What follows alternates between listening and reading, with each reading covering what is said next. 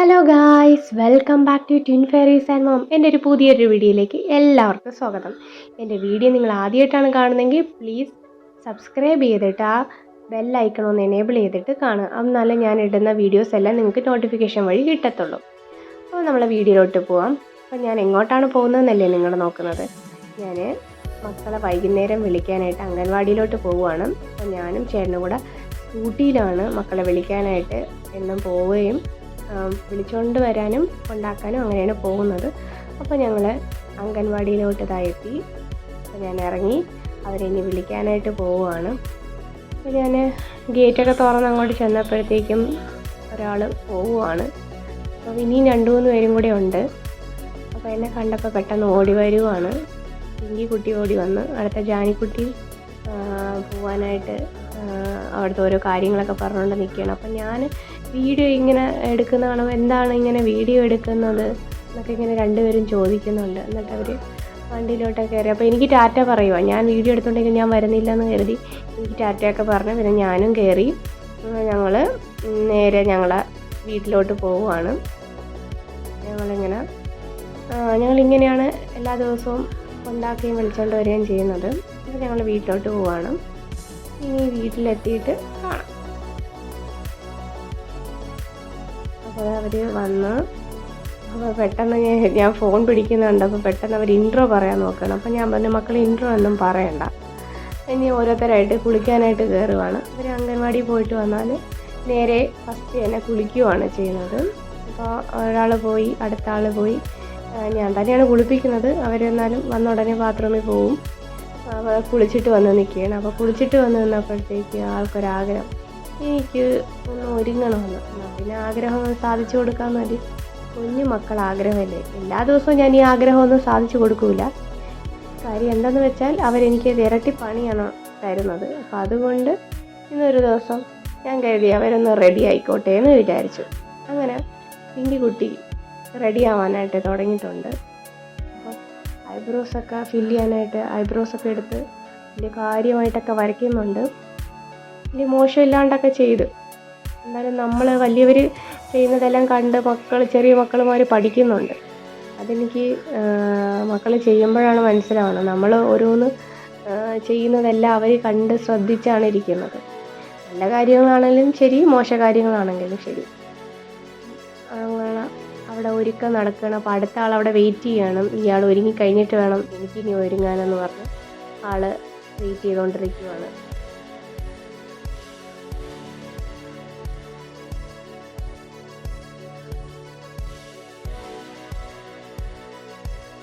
നന്നായിട്ട് ഐബ്രോസ് ഒക്കെ വരച്ചു കേട്ടോ. സൂപ്പർ.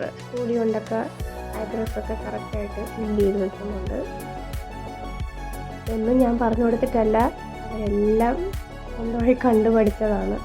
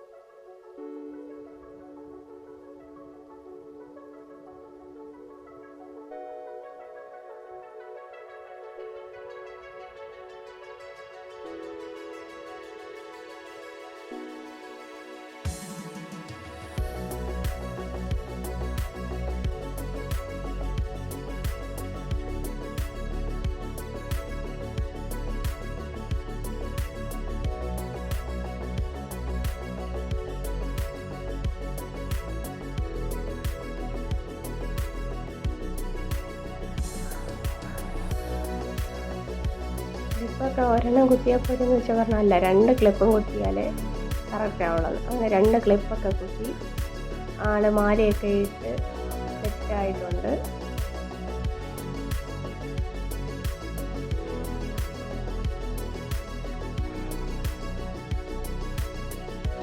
സന്തോഷം കണ്ടോ മുഖത്ത് സ്വന്തമായിട്ട് ഒരുങ്ങിയത്.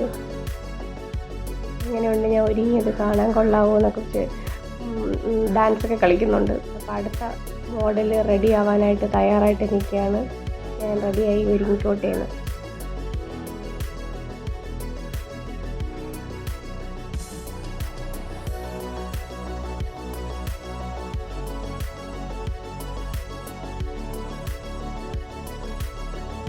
ക്ലിപ്പ് കുത്തുന്നൊന്നും അത്ര വശമില്ല. പിന്നെ സിസ്റ്റർ ഒന്ന് സഹായിച്ചു കൊടുത്ത് ക്ലിപ്പൊക്കെ കുത്തി കൊടുത്ത്, 2 ക്ലിപ്പ് കുത്തണമെന്ന് പറഞ്ഞു. എന്നാൽ പിന്നെ 2 കുത്തി തരാമെന്ന് പറഞ്ഞ് 2 ക്ലിപ്പൊക്കെ കുത്തി കൊടുക്കുന്നുണ്ട്.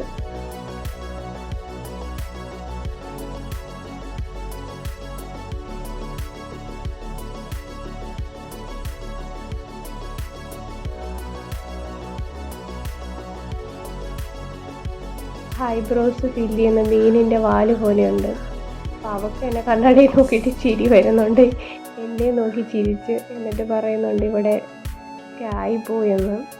എന്നാലും മോളുടെ ഒരാഗ്രഹമല്ലേ, വരച്ചോട്ടെയെന്ന് ഞാനും കരുതി. പിന്നെ കണ്ണാടി നോക്കുമ്പോഴൊക്കെ പുള്ളിക്കാരത്തേക്ക് ചിരി വരുന്നുണ്ട്. എന്നിട്ട് പിന്നെ എന്നോട് പറയുന്നുണ്ടോ ഇവിടെ എല്ലാം ആയിട്ടുണ്ട്, എനിക്കിത് മായ്ക്കണം എന്ന് പറഞ്ഞ് മായ്ച്ചുകൊണ്ടിരിക്കുവാണ്. കുറച്ചൊക്കെ മായ്ച്ച് കളഞ്ഞ് പിന്നെ ബാക്കി പിന്നെ മേക്കപ്പിലോട്ട് മൂവ് ചെയ്ത ആൾ.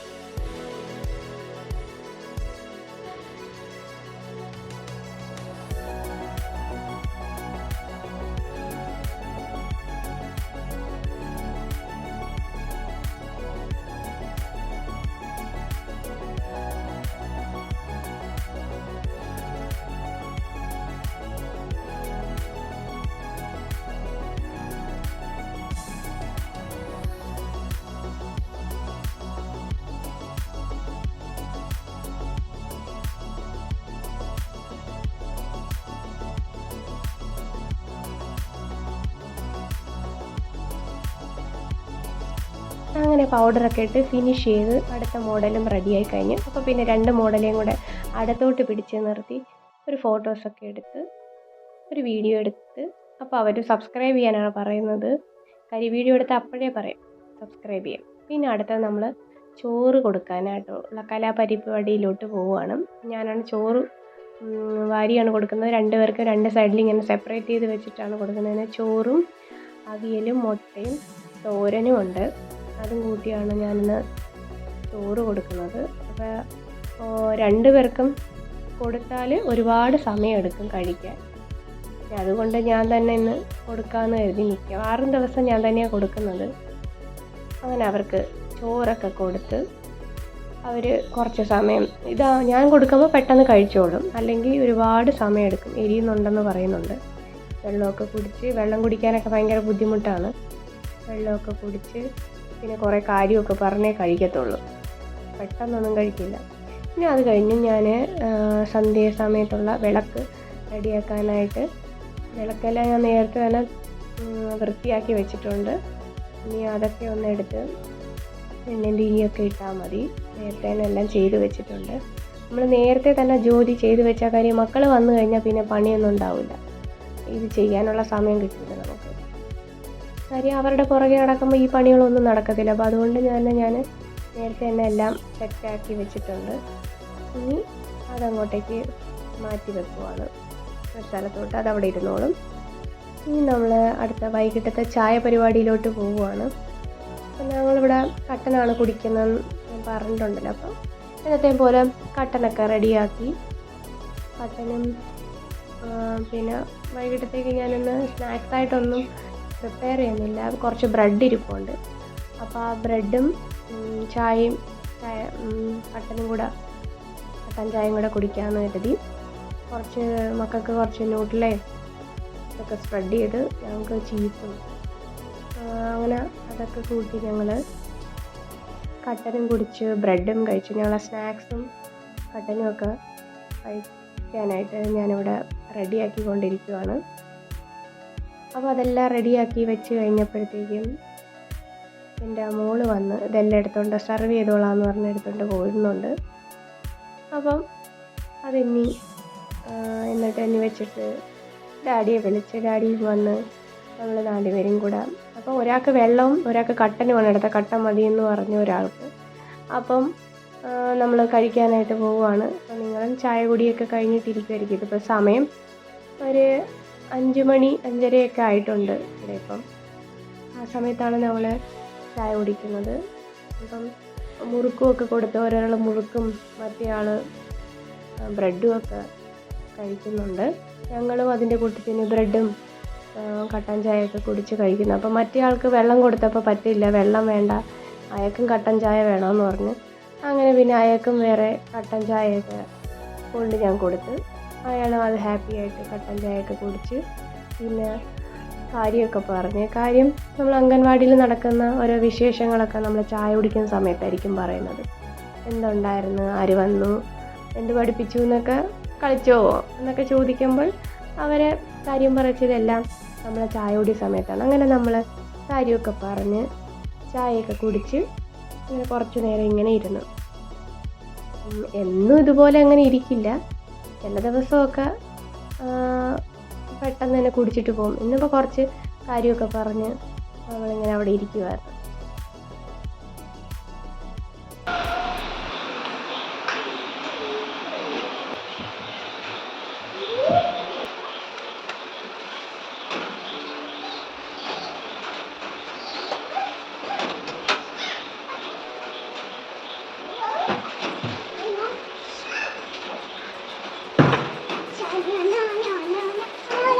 വെച്ചിട്ട് വന്ന് തൊഴാതെ അത്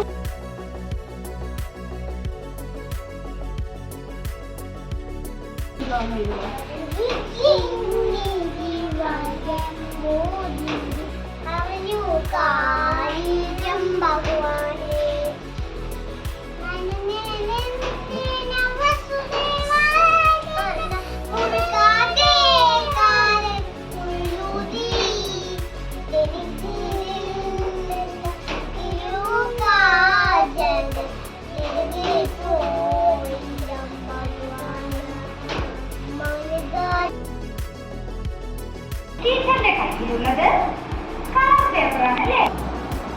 അയ്യോ, കൂട്ടുകാരുടെ കയ്യിൽ കളർ പേപ്പർ ഇല്ല അല്ലേ? വിഷമിക്കണ്ട, നമുക്ക് എത്ര കളർ ഉണ്ടാകാറില്ലേ? അത് മതി. ആദ്യം നമുക്ക് ഇതുപോലും ചിത്രം വരയ്ക്കണം.